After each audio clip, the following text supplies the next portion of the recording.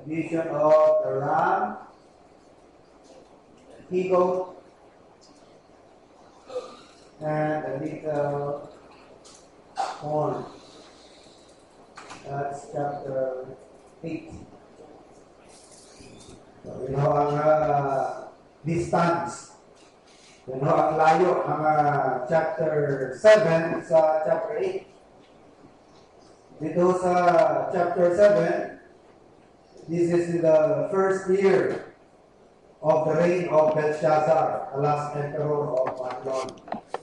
And then 2 years later, which is the third year of the reign of Belshazzar, dumating naman ho ang vision ni Daniel about the ram, the he-goat, and the little horn. Parang ram boys, ano? Ano yung ram boys? Hunasan niya, di ba hunasan? Ano yung red, ano yung meaning ng ram? Reform the armed forces movement. Okay. So ito ho yung vision of Daniel, chapter 8, the ram. Ano ba itong ram? This is the male of the ship. If I'm not mistaken, no? This is the male of the ship. Okay? So, let's read chapter 8. Atin yung isa-isahin ang vision and i-interpret mo natin para kay Daniel, no? Nag-interpret. Historical lang mo ito. Verse 1, the third year of the reign of King Belshazzar, malala po niyo dito sa chapter 5, yan o yung record na kababayan ng Belshazzar, diba? Chapter 5. So, nangyari, parang binalikan yung mga taon ng panunungkulan ni Belshazzar nung papanahon na yan, ano, dito sa chapter 7 and chapter 8. Pero sa chapter 5, na-record na yung namatay siya. So, binabalikan lamang na nung unang taon at ikatlong taon ng panunungkulan ni Belshazzar, nung nabubuhay ka siya, dumating yung mga vision na yan kay Daniel. Ang unang vision is the vision of the beast. Naalala yung apat na beast? Yung unang beast na nasa vision ni Daniel is the galing sa dagat, di ba? Leon. Yung unang leon. Pangalawa ay bear, yung oso na iika-ika. Pangatlong hayop is the leopard, no? Leopard. Pang-apat, walang sinabi ko na, pero parang halimaw. Grabe na pagka-halimaw nitong huli, which is the Roman Empire.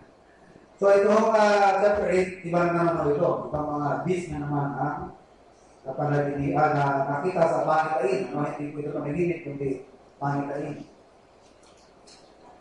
So, sabi ko sa verse 1, in the third year of the reign of King Belshazzar, a vision appeared unto me, even unto me, Daniel, after that which appeared unto me at the first. And I saw in a vision, and it came to pass when I saw, that it was at Shushan the palace, which is in the province of Elam.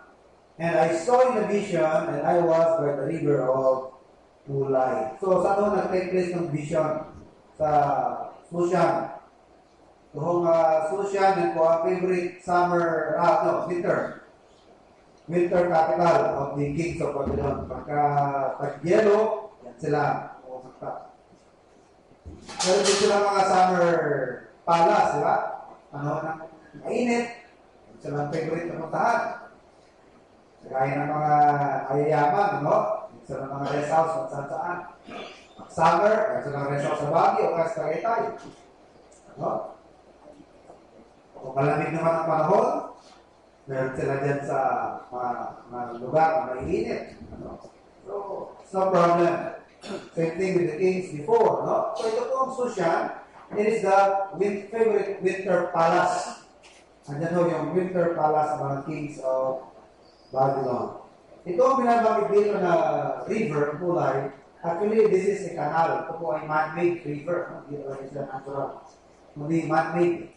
According to history, during the time of Ashurbanipal, yung ilog na yan, naging parang dugo. dahil sa dami ng pinatay niya panahon ni Ashurbanipal. It turned red because of the slaughter. Okay, verse 3.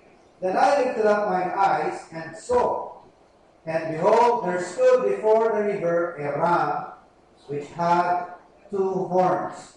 And the 2 horns were high, but one was higher than the other, and the higher came up last. Sa inyo nag-gathered na information sa ating studies. Ano kaya tinutukoy dito ng ram? The ram refers to what? Ram symbolizes Satan. Okay. Ano to? Empire ang tinutukoy niya. Ha?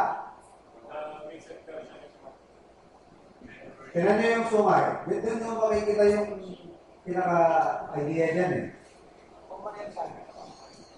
Roman Empire. Hindi. Okay. It is the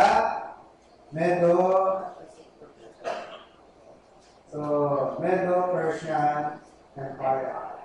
Bakit? Yung sumay. Yung sumay.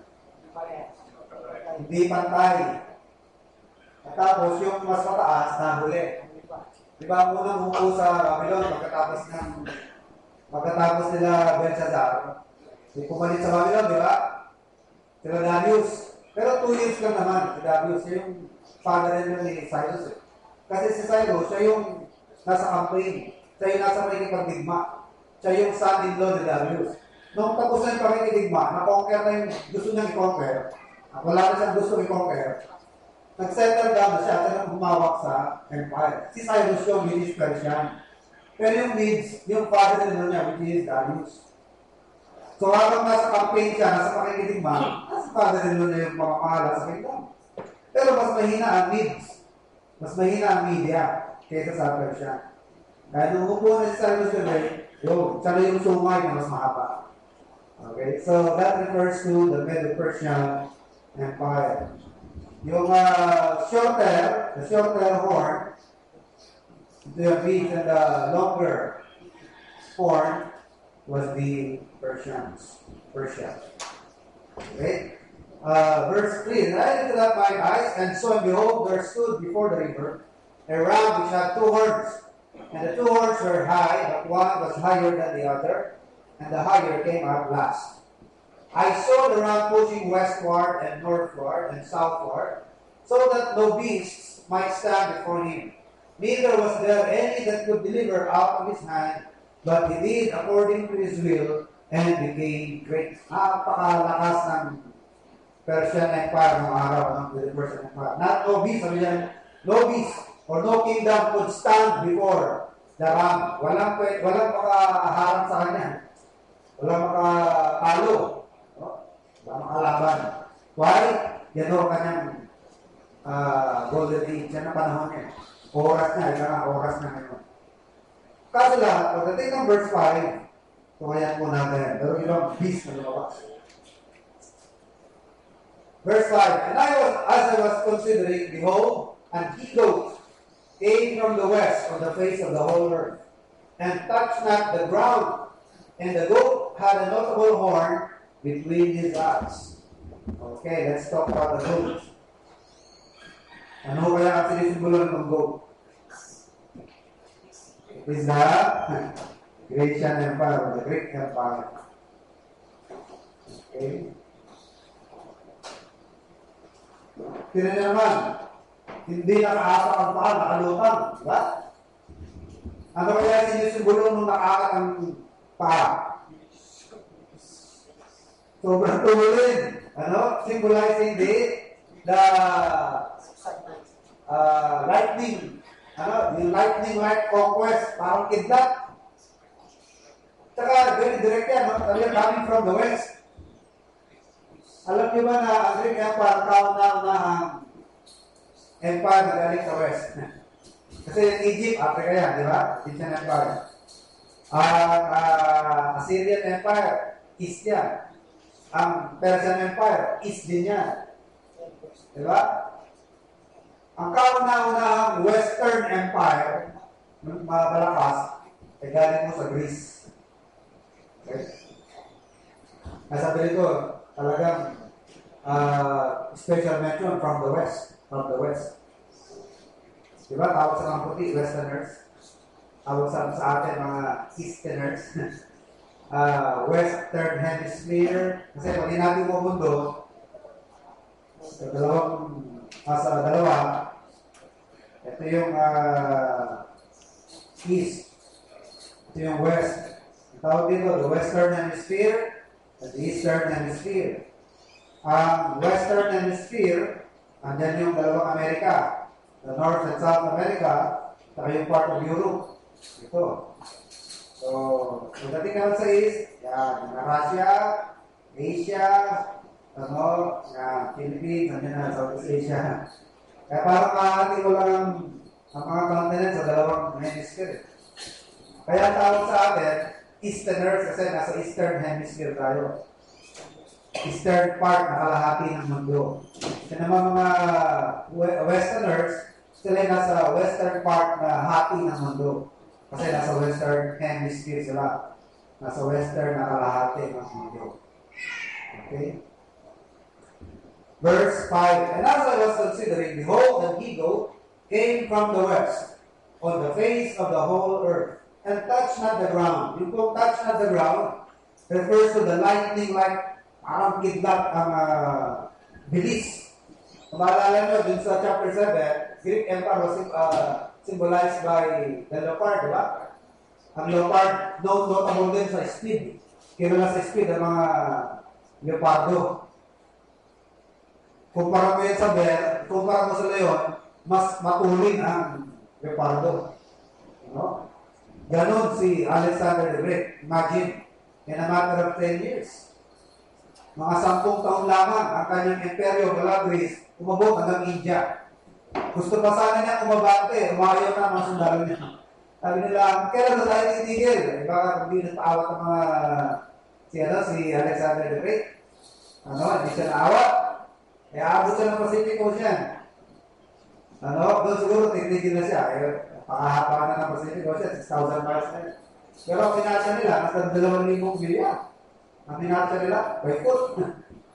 2,000 miles. Up to India. Magkalupit ang mga sundalo ni Alexander the Great. So, touch not the ground because of its lightning-like speed. And the goat had a notable horn between his eyes. Let's talk about the notable horn. Ano kaya sinisimbolo nitong notable horn? May narinig ako. Ano to? Sino to? Talaga na sa Bible, sa Alexander. Although hindi minensyon ang kanyang pangalan, pero siya tinutukoy dyan, ang notable horn niya. Kasi yung horn ng goat, naging 4 pa nga eh. Di ba? Naging 4. Ibig sabihin, alam yung tao sinisimbolo niya. Kasi yung 4 na, yung 4 na horn na lumabas, nung maputol itong horn na yan, naging 4, so bisimbolo yan sa 4 na general na pumawak ng kanyang imperyo pagkamatay niya. Kasi nga, wala siyang naging tagapagmana. Nagkaanak raw siya, pero inassassinate ni Cassander bago pa man humantong sa edad na pwede nang pamuno. Bata pa, pinatay na para walang magmana. Sila ang susunod talaga magmamana. So again, it is greed. It's about greed again, Okay?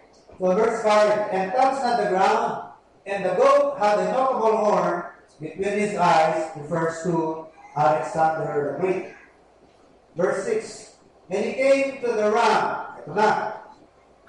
Pinakita na rin po sa book of Daniel kung paano hinapi, kung paano tinalo ng Grecian Empire ang Persian Empire. Nag-away ng dalawang animal. Nag-away.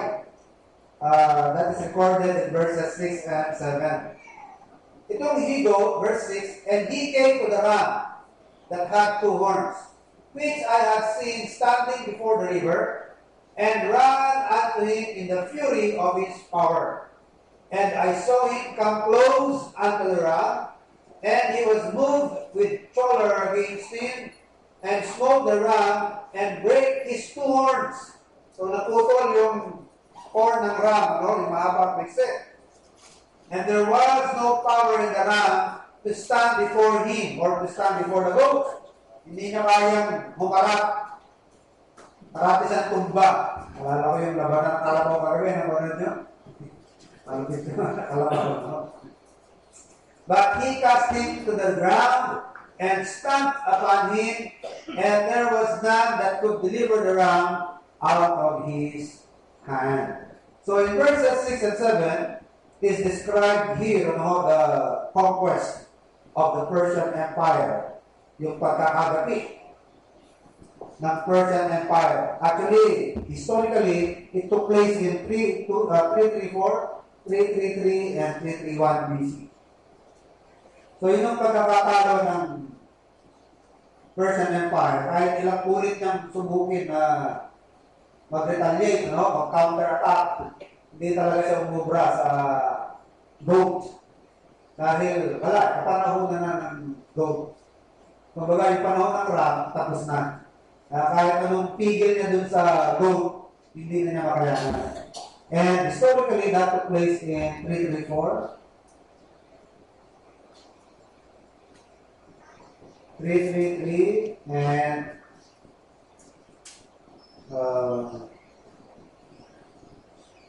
331 BC. Tatlong mga node battle siya ng Greek and Persian Empire. Granicus, Issus, Battle of Granicus,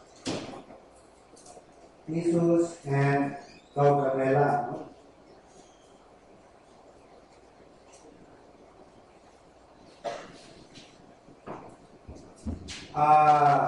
Nag-hire pa si Darius ng pagkakarami-rami mga mercenaries. Nag-hire pa siya ng Navy, nagpagawa pa ng Navy. Pero hindi talaga sila umubra sa sa Greeks. Trivia lang, alam niyo po ba na ang Greeks magagaling sa digmaan, lalo na sa labanan sa dagat. Magaling sila sa Navy.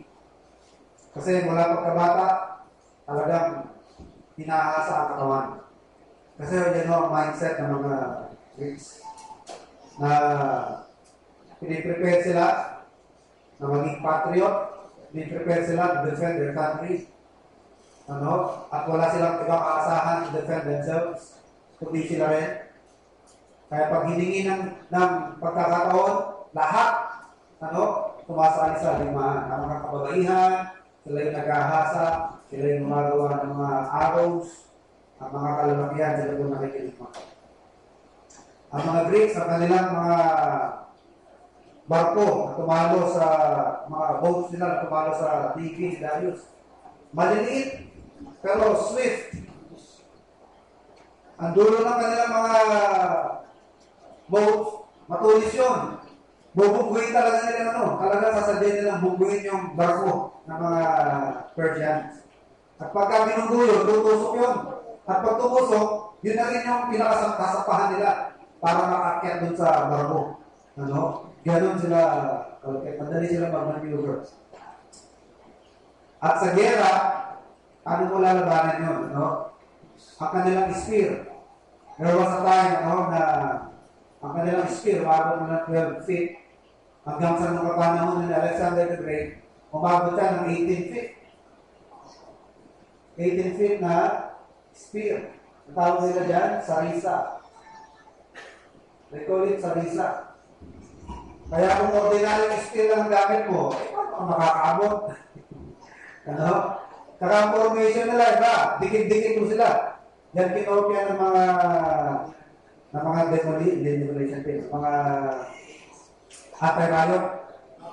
Yung mga anti-riot police, yan pumopya ng estilo sa mga estilo ni Alexander the Great. Kasi ang formation nila, dikit-dikit sila. So wala kang makikita sa kanila. Yung spear lang, pag nilusod mo sila, tutusukin ka nila, abot ka nila. abutin na nila, 18 feet pa naman ang kanila eh. Ano? Pag may namamatay sa kanila, hihilahin ka sa kita. Tapos, close na naman. Close na naman yan. Tapos, labanan na naman yan. Ang crucial point, yung kanyang cavalry. Naka-formation sila ganyan, hindi ka makakalusog sa kanila ng frontal kasi mahahaba sa nila. Pero yung mga kabalyero sila, mga dipana, yun ang umiikot. Either sa right or sa left, na left flank, no? Mapapalibutan ka. So, proven yan, ano, na style ni Alexander the Great. So, magaling siyang field commander, right? Ano? Tatlong bigmanan niya, Battle of Granicus, Battle of Issus, and Gaugamela. Ihububra ang Persian Empire.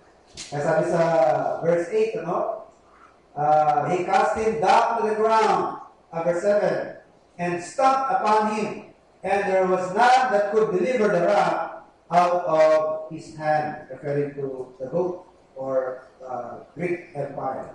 Verse 8. Ano mo itong verse 8? This is the death of the little horn. Ipagkamatay naman, pagkaputol ng little horn, referring to Alexander the Great. Therefore, the eagle waxed very great, and when he was strong, the great horn was broken. And that happened in Babylon. Nasa India sila noon, meron kakalaban ng mga Bombay, sila Alexander the Great. Ano lupit din? Meron mga Aryan siya tayo, mga Aryan, ang tawag sa nila, no? Although takot sila, pero hindi sila sumuko na lang. Ang kanilang mga baluarte, mga kahoy lang din, kahoy, you know, pero hindi sila sumuko. Kaya si Alexander the Great, likas na aggressive at mahinipin, no?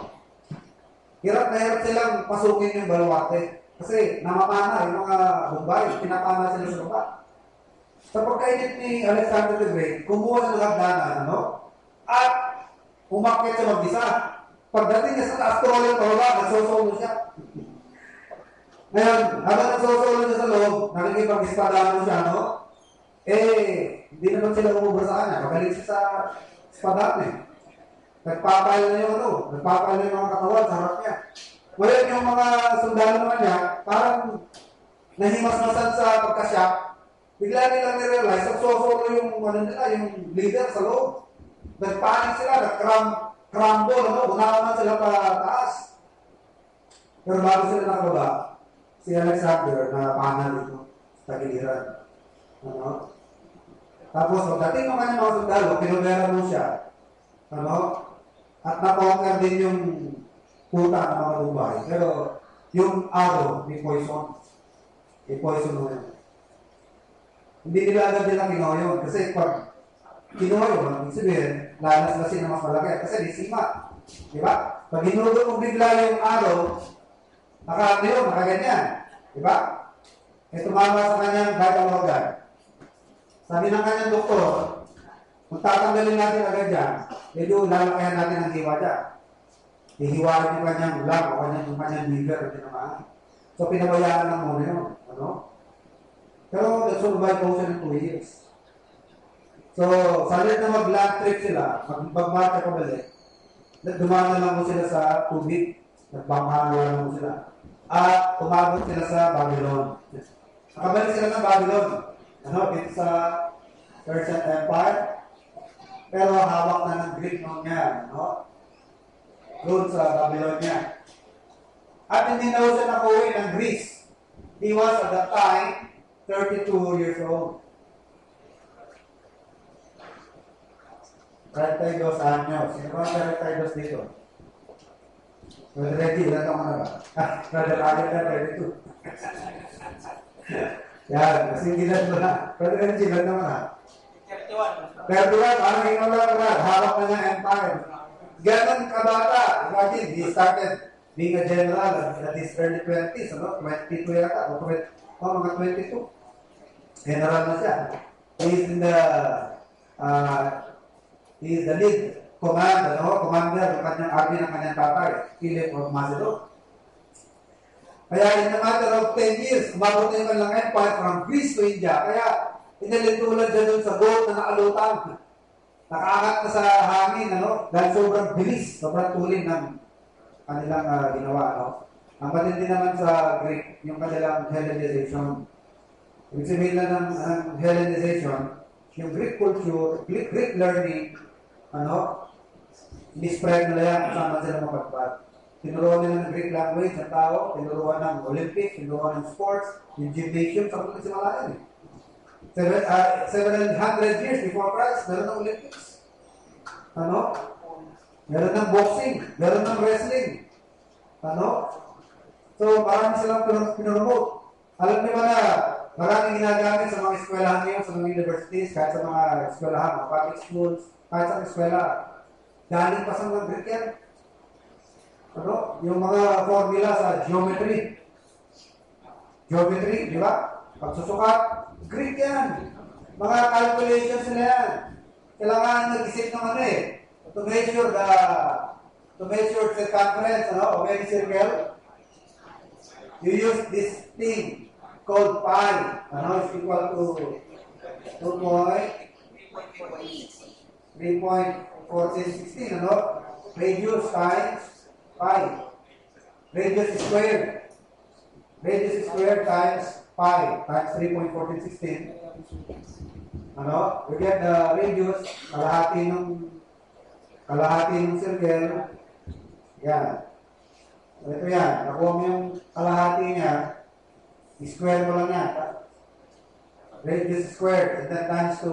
sila po mga nakaisip niya. Hanggang ngayon, ginagamit pa rin yan. Yung mga scientific name, na mga bagay-bagay, Greek, di ba? So, makita niyo yung impression nila sa buong mundo. Matindi ang kanilang naikalat sa tao. Magpanga ngayon, nananalaytay pa rin sa atin. Democracy, sa kanila yun eh. Diba? Democracy. Pamahalaan nila ng mundo. The rule of the people, for the people, and by the people. Pamahalaan nila yan sa atin. Sabi nga, wala tayong pinapractice ngayon na hindi pa nila nasubukan ng araw. Hindi sabihin, lahat ng pinapractice natin ngayon, nagamit na rin ng araw yan. Any form of government, parliamentary, republican, monarchy, oligarchy, nasubok na nila lahat yan. That's why sa Bible, nothing new under the sun. There is nothing new under the sun. Okay? Verse 8, therefore the eagle waxed very great, and when he was strong, and the great horn was broken. So namatay itong notable horn, referring to Alexander the Great. At doon sa horn na naputol, lumitaw 4 na horn. Verse 8.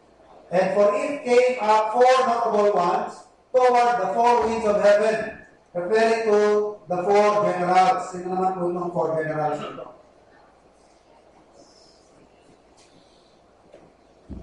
The 4 horns.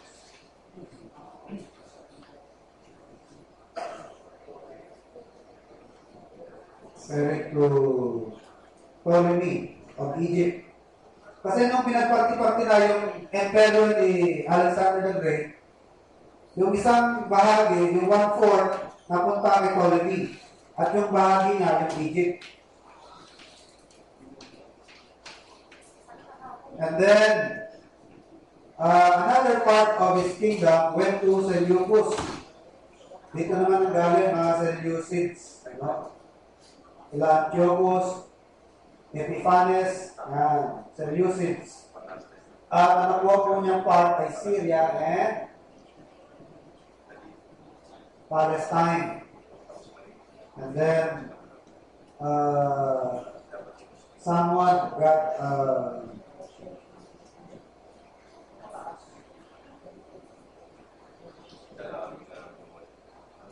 isa pang general ay si Lysimachus. Okay?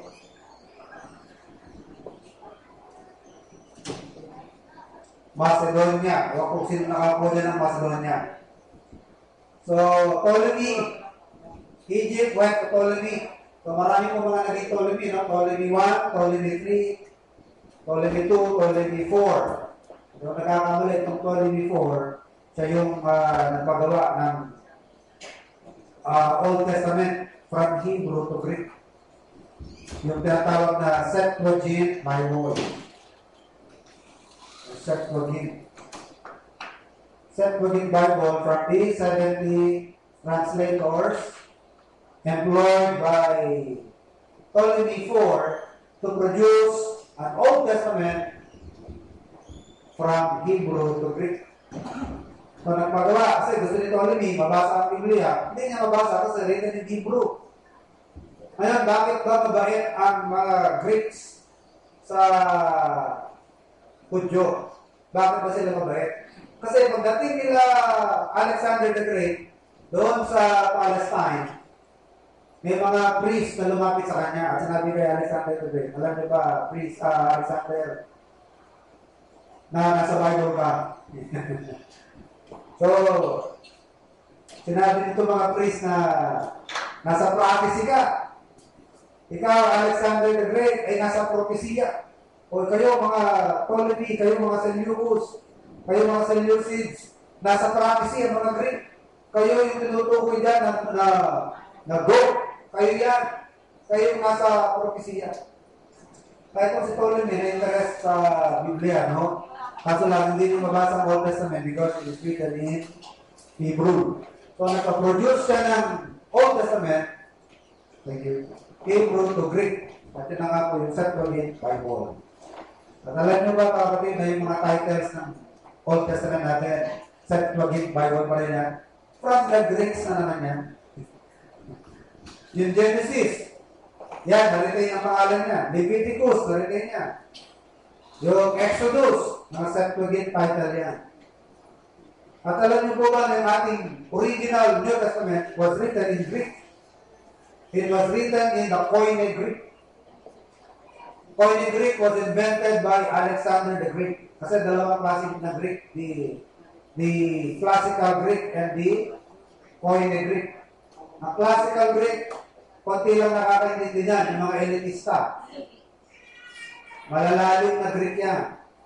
Pero yung Koine Greek, yan yung Greek na halos lahat nakakaintindi. Because it is the language of the street people.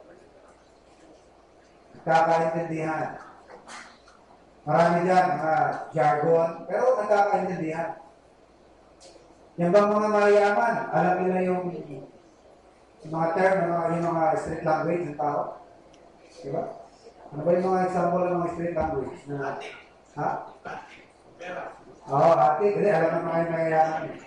Yung mga street people lang, mga vulgar. Diba? Yung mga mayaman, hindi nila alam yan eh. Siyempre, refined sila, alam nila, talaga nasa dictionary. Pero marami sa mga street language, wala nasa dictionary. Lalo na dun sa mga magsasaka, di ba? May sariling jargon niya. Ang mga fishermen, mga jargon niya. Sila lang nagkakaintindihan niya. At sinabi ng mga mekaniko, it's total. It's total. Wala na pag-asa. Wala na pag-asa yan. Ano? Kagaya ng dead ball. Nasa dictionary ba yung dead ball? Wala sa dictionary yan. No? Dead ball na. Ano yung dead ball? Okay na. Lalo na yung mga bading, ano? Ang daming mga required. Wala sa dictionary yan. Balang mga nila maggawa ng sariling dictionary. Ang daming nilang natokoy ng mga words, di ba? Nilang salitang bading, ang daming version eh. Bading, badas. Ano pa? Jokla. Ang dami. Ano? Norma? Brother James yan tayo, original naman ba? Yan ang ibig sabihin sa Koine. Ang Koine Greek, ano yun yung the language of the street. Kaya halos lahat nakakaintindi. Ano? And God, through His providence, used the Koine Greek invented by Alexander the Great para maisulat ang New Testament. But actually, kaya nangyayari yan, God is preparing the way for the gospel. Makita niyo yung wisdom ng Panginoon. No? Alam niyo po na even the colonization period, Sabi natin, hindi maganda yung colonization yan dahil alipin tayo. Pero may magandang effect yan. Because it is through the colonization na spread the gospel sa atin.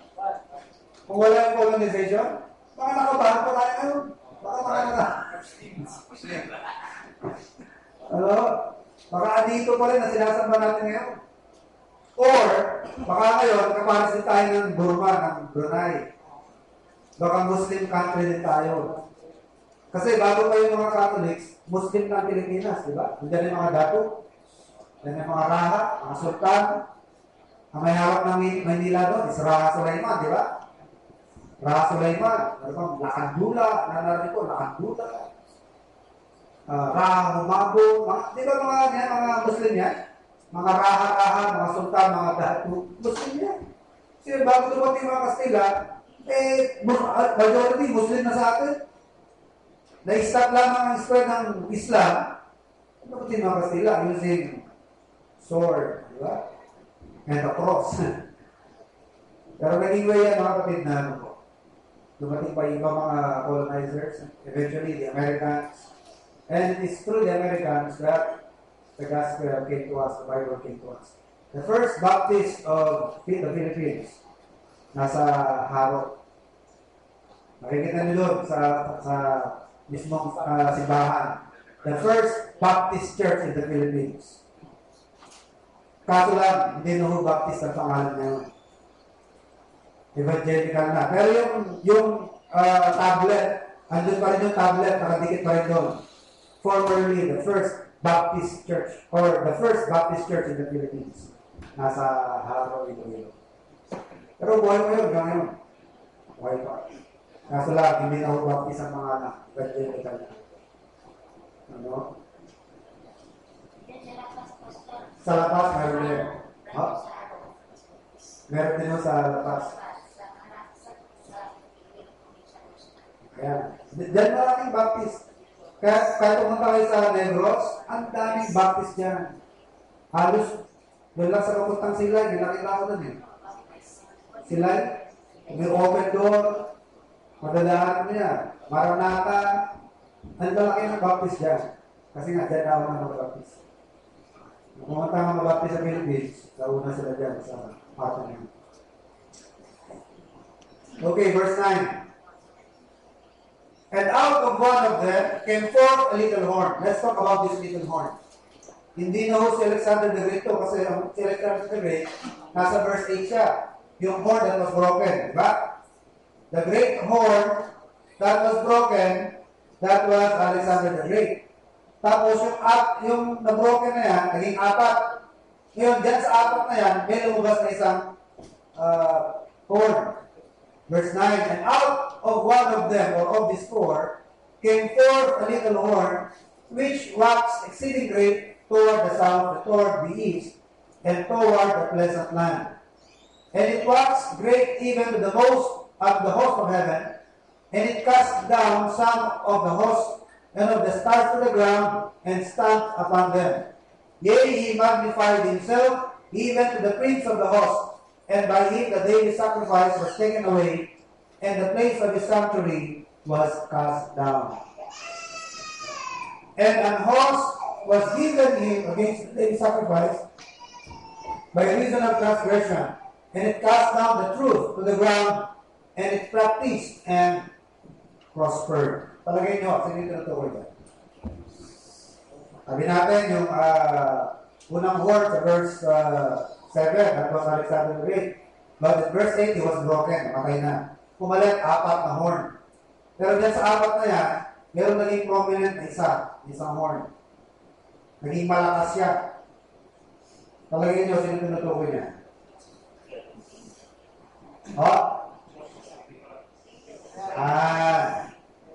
This refers to Antiochus or Antiochus Epiphanes. Ito pong si Epiphanes, he prefigures the Antichrist.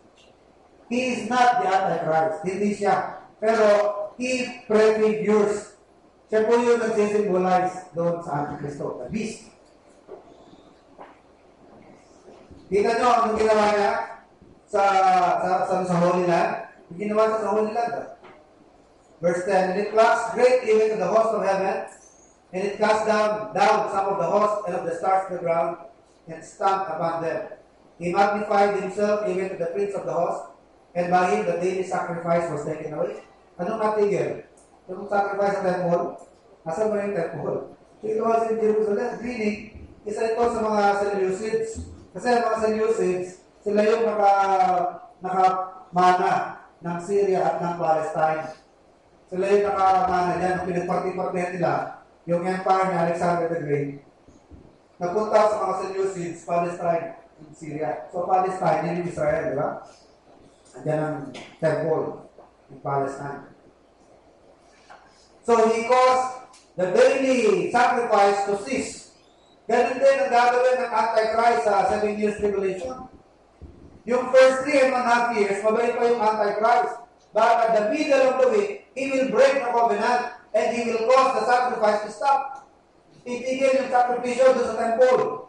Yan din doon ang ginawa ni Antiochus Epiphanes, yan din po ang gagawin ng Antichrist. That is why we say Antiochus Epiphanes symbolizes the Antichrist. Okay? Verse 13.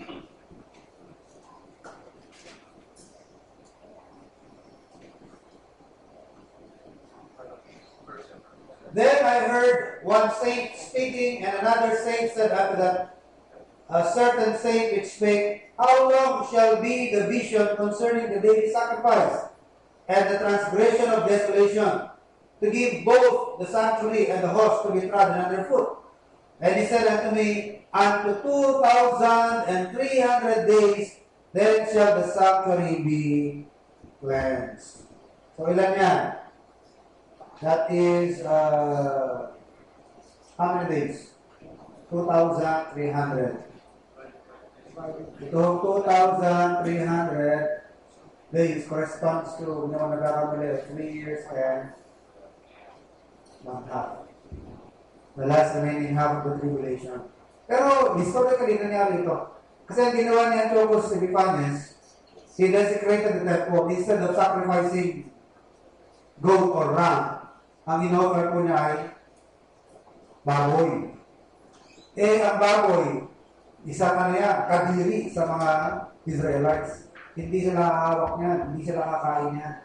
Because that is one of the forbidden meat para sa mga Israelites. Yan ang in-offer doon sa temple, doon sa altar. Ano? At dinedicate ni Antiochus Epiphanes ang temple kay Zeus Olympus, sa gods ng mga Greek, sa Greek mythology.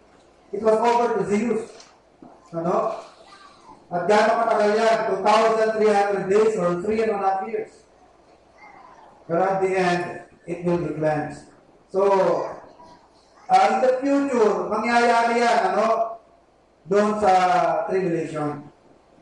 Kaya sinasabi natin na ito si Antiochus Epiphanes, little more, prefigures the Antichrist. Siya po ang nagsisimbolo sa Antichrist.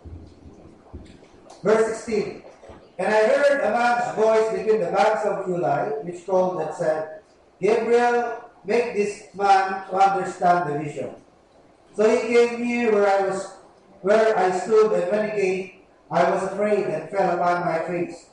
But he said unto me, understand, O son of man, for at the time of the end shall be the vision.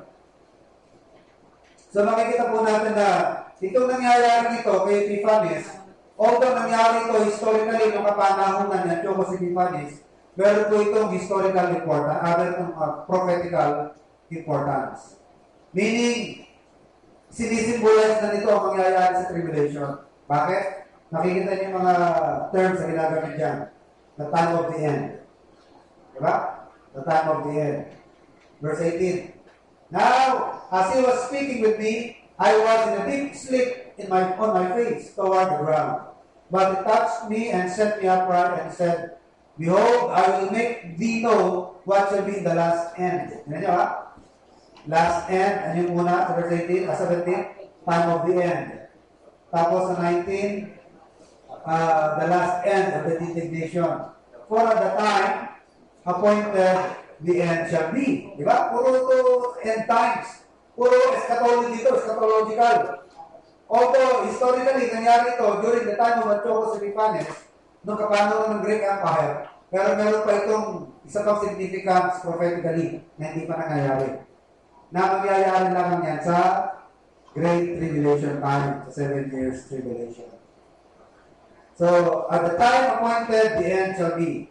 The ram which thou sawest, having 2 horns, are the kings of Media and Persia. Ito the interpretation.